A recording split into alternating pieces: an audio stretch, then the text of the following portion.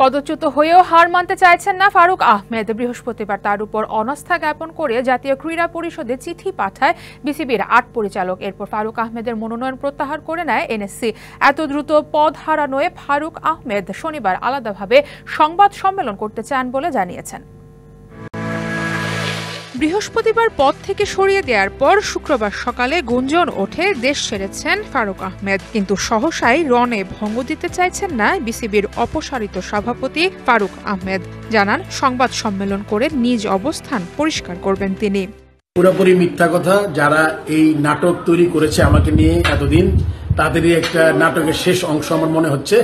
আমি দেশেই আছি, গুজবে কান দিবেন না। আমি ইনশাআল্লাহ কালকে একটা প্রেস কনফারেন্স করার চিন্তা করছি।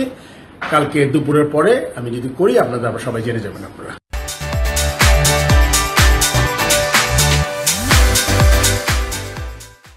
এক রাতের মাঝে প্রজ্ঞাপন জারি করে তাকে পদচ্যুত করায় আইসিসির দ্বারস্থ হয়েছেন।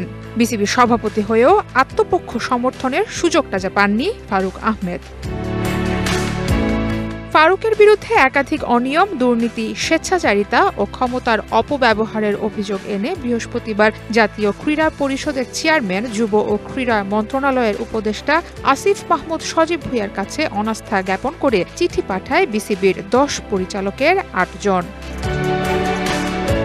এদিকে ফারুক আহমেদ জাতীয় ক্রীড়া পরিষদের মনোনীত পরিচালক ছিলেন। বৃহস্পতিবার রাতে এক অফিস আদেশে তিনি বিসিবির পরিচালক হিসেবে পদ হারান। বোর্ডের পরিচালক না থাকায় কার্যত সভাপতির পদও শূন্য হয়ে যায়।